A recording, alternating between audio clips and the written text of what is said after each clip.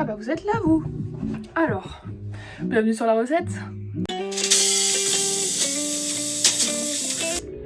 La recette d'aujourd'hui, ce sera comment survivre au quotidien après un traumatisme.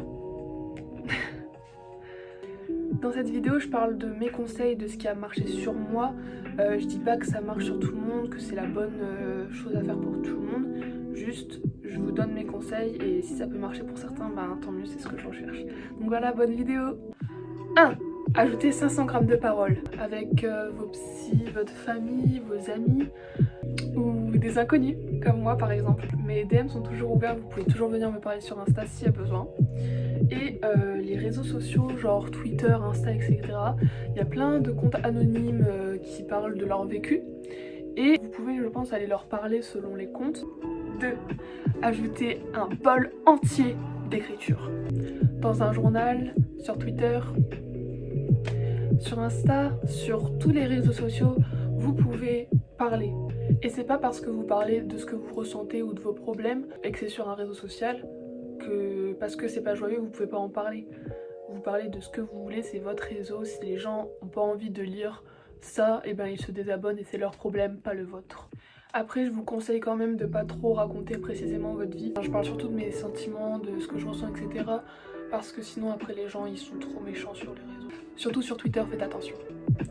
Mais par exemple, vous pouvez aussi créer un compte anonyme, vous pouvez faire des petits textes, écrire ce que vous ressentez, un peu comme un journal intime mais sur internet. Moi je sais que ça m'a beaucoup aidé de faire des choses comme ça parce que ça me donnait l'impression d'être lue et en même temps je cherchais pas forcément de réponse ou de réaction des gens, je voulais juste avoir l'impression de pas parler dans le vide en fait. Et c'est pour ça que j'alternais entre journal écrit au papier et journal entre guillemets intime sur les réseaux. 3. Une petite pincée de numéros. Il y a des numéros d'urgence que je vous mets en barre d'infos qui peuvent vous écouter à n'importe quelle heure du jour et de la nuit selon les plateformes d'appel. Et en général, la plupart sont gratuites.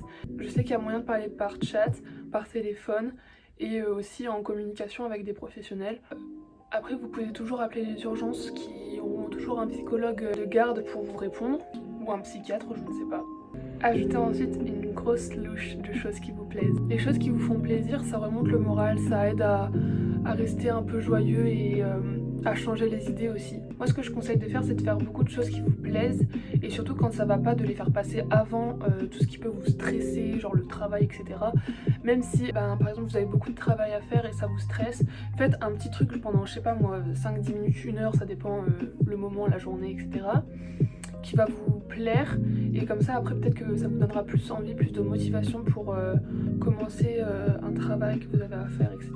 Sinon vous pouvez d'abord commencer par votre travail. Moi je sais que j'ai beaucoup de mal à mettre de la motivation dans ce que je fais, du coup je commence toujours par un petit truc qui me fait plaisir, du genre faire une liste ou un planning de ma journée et ça me fait plaisir de m'organiser en fait et après comme ça je fais mon travail.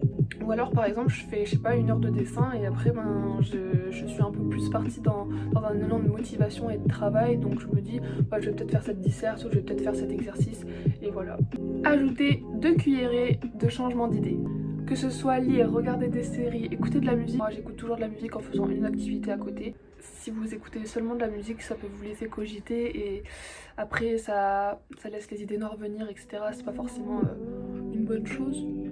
Bref, le plus important c'est de trouver une activité pour changer les idées et pas laisser son cerveau cogiter et exploser à la fin. Ajoutez un verre de soin. Prendre soin de toi, c'est super important. Ça rehausse ton estime et en plus pour celles qui sont TW viol, victimes d'agressions sexuelles, etc. Souvent ce qui revient c'est le sentiment d'être sale, etc. Donc prendre soin de soi, ça fait toujours du bien. Que ce soit juste une petite skincare, mettre de la crème, s'épiler ou faire, je ne sais pas moi, s'habiller, faire des tenues, prendre un bain. Et pour les garçons aussi d'ailleurs, parce qu'on parle pas souvent des garçons qui ont été victimes de ces choses-là, mais ils sont très présents. Donc ça marche aussi pour vous les garçons. Vous pouvez essayer de faire des tutos make-up qui sont sûrement sur ma chaîne un jour. Ajouter 2 pincées de ressentiment. Exprimer ses sentiments et ce qu'on ressent, c'est super important. Parce que si ça sort pas, ça va exploser au bout d'un moment. Et je parle d'expérience, croyez-moi. Donc pour cela, vous pouvez écrire, faire de l'art, parler tout simplement à un ami pour exprimer tout ce qui a besoin d'être sorti. Faire du sport aussi c'est une bonne alternative. Moi je sais que j'avais tellement de haine et de colère en moi que j'ai commencé à faire de la boxe et ça m'a vraiment détendue. Ça m'a fait pleurer beaucoup de fois aussi et c'est pas quelque chose de mal, ça a permis d'évacuer tout ce que j'avais besoin de sortir et ça c'est super important. Ajouter 2 bols de suivi psy. Que ce soit psychologique ou psychiatrique, je pense qu'on a besoin des deux après un traumatisme. Après, comme je l'ai dit, c'est mon expérience, c'est ce qui a fonctionné sur moi. Mais je pense qu'un suivi psy, ça peut toujours faire du bien. Après, il faut trouver les bons professionnels, les bons thérapeutes. Moi, j'en ai vu beaucoup. Et je dirais que moins de la moitié ont réussi à vraiment m'aider. Mais après, c'est une recherche à faire. Après moi j'ai été suivie presque toute ma vie donc forcément j'avais besoin de quelque chose qui tienne bien la route. Mais ne serait-ce que trouver un psy avec qui on s'entend bien et avec qui on se sent en sécurité, avec qui on peut établir un lien de confiance pour juste parler, exprimer et être compris et nous-mêmes nous apprendre à comprendre ce qui nous arrive et ce qu'on ressent, c'est déjà super bien et ça peut être fait avec à peu près tous les psys si il y a de base une bonne entente. J'en parlerai dans une autre vidéo que j'approfondirai beaucoup plus, mais notamment parce que après un choc post-traumatique, il y a forcément des angoisses, des choses qu'on n'arrive pas à gérer, les étapes du syndrome post-trauma, un peu comme le deuil qu'il faut comprendre et apprendre à gérer aussi. Et c'est pas quelque chose de facile et c'est quelque chose qui est pas forcément, je dirais, obvious pour tout le monde, donc qui n'est pas forcément clair et... je trouve pas la traduction. Ajouter une feuille de gélatine SOS. C'est une petite fiche que vous pouvez faire vous-même ou avec votre psy. Vous pouvez marquer tous les numéros d'appel d'urgence en cas de crise, les numéros de personnes à contacter avec leur nom. Parce que parfois pendant une crise on pense pas forcément à toutes les personnes qui sont autour de nous et qui peuvent nous aider ou nous écouter. Je parle dans notre entourage, notre famille, nos amis, etc. Qui sont des personnes de confiance en général, avec qui vous avez l'habitude de parler, etc. Que vous pouvez appeler en cas de crise. C'est toujours bien de les avoir en rappel. Sur cette fiche, vous pouvez aussi marquer les choses à faire en cas de crise, justement, ce qui vous détend, ce qui vous permet d'aller mieux. Je sais que pour moi, c'est tout ce que je vous ai dit avant, c'est faire des choses qui me font plaisir, surtout mes passions, faire de la musique, de l'art, du sport, plutôt que aller par exemple me mutiler ou aller vomir dans les toilettes, ce genre de choses. Ajouter une grosse louche d'amour. Alors l'amour c'est super important, que ça vienne de votre famille ou de vos amis ou de quelqu'un d'autre en particulier.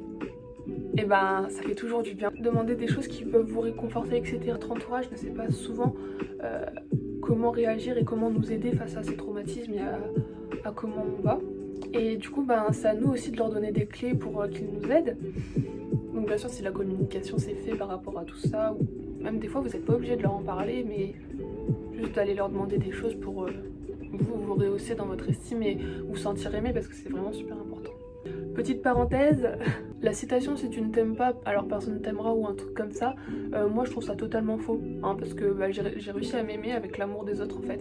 J'ai commencé à m'aimer quand j'ai vraiment réalisé que les gens étaient sincères dans leurs propos, qu'ils m'aimaient vraiment sincèrement et que tout ce qu'ils disaient, les compliments etc, c'était vrai. Et ça m'a pris beaucoup de temps, mais j'ai fini par les accepter et maintenant je m'aime. Ensuite, ajouter une feuille de gélatine de situation. Alors moi j'ai un petit plan, un petit tableau avec toutes mes émotions ou situations. Donc par exemple quand je suis joyeuse, motivée, fatiguée, anxieuse, triste ou en colère. Et à côté j'ai mis tout ce que je pense pouvoir faire dans ces situations. Comme ça me fait un petit rappel quand je me sens pas bien ou quand je me sens bien et que je sais pas quoi faire. Je regarde ma feuille et je me dis tiens là je suis joyeuse, je vais aller danser. Là je suis anxieuse, je vais aller parler à mon psy. Là je suis en colère, je vais aller faire du sport. Et là je suis fatiguée, je vais faire dodo et je vais écouter de la musique par exemple. Donc moi je trouve que c'est bien de faire une petite fiche comme ça parce qu'en général on est un peu perdu dans notre vie, j'ai l'impression, donc ça peut toujours aider. Surtout ne me rajoutez pas de téléphone dans le saladier. Pas de technologie dans le saladier. Non les enfants, non. Le téléphone on s'en rend peut-être pas compte mais en vrai ça rend notre cerveau comme ça et après ça explose et c'est pas cool, on n'aime pas quand ça explose, on n'aime pas quand ça explose.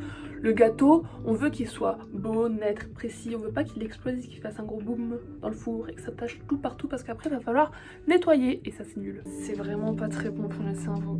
C'est pour ça que ma mère m'a souvent conseillé de mettre des lunettes très moches d'ailleurs, attendez je vais vous les montrer. Bonjour, je m'appelle Josette. En fait ça va ma graisse. Du coup ce genre de lunettes c'est anti-rayon bleu et du coup ça empêche votre téléphone de venir jusqu'à dans votre cerveau pour vous dire t'es une grosse merde. Bon ça fait pas ça mais en gros ça fait ça quoi. Si vous pouvez c'est toujours une solution. Après sinon vous pouvez tout simplement arrêter d'être sur votre téléphone toute la journée, c'est pas mal aussi. Comme ça ça laisse le temps à votre mélatonine de venir se réveiller pour que vous vous endormiez finalement. Pour continuer notre petite recette et enfin la terminer, ajoutez 8 heures de cuisson. Et oui, 8 heures de sommeil c'est super important. Le sommeil en général c'est super important. Un sommeil régulier et reposant c'est très important. Parce que y a des cauchemars, des insomnies. C'est là que l'aide des psys va être aussi très importante. C'est que eux vont pouvoir vous aider à trouver des solutions, des choses à faire juste avant de dormir pour vous aider justement à vous endormir et à dormir mieux. Aussi pour les cauchemars, un psy ça aide beaucoup parce que en parler avec son psychiatre ou son psychologue ça permet de comprendre pourquoi on a fait ce cauchemar, de comprendre d'où il vient et en fait quand on commence à comprendre ce qui se passe en nous, déjà ça soigne beaucoup. C'est là aussi que le psy est important parce que si toutes les solutions entre guillemets naturelles que vous avez pu utiliser ne marchent pas, et on peut commencer à utiliser alors une méthode plus médicale avec un traitement médicamenteux. Se coucher tôt et avoir un rythme de sommeil régulier c'est important. Et pour terminer, un petit nappage sucré d'identification et tout est bon.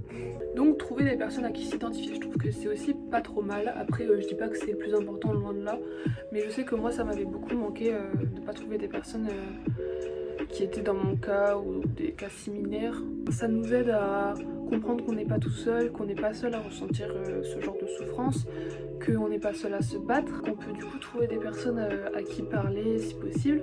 Donc moi vous savez que mes DM sont ouverts. Je parle pas forcément de traumatisme de viol ou d'agression sexuelle, il y a plein de sortes de différents traumatismes.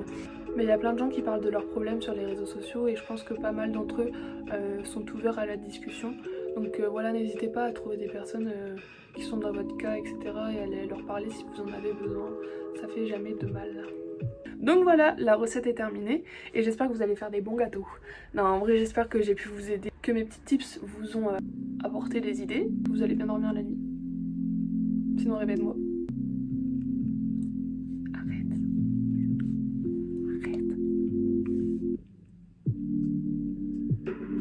Recoucou, je suis en train de faire le montage et aussi je me disais si ce format vous plaît, n'hésitez pas à me le dire sur les réseaux parce qu'apparemment mes commentaires sont désactivés, je sais pas pourquoi et j'y arrive pas à changer.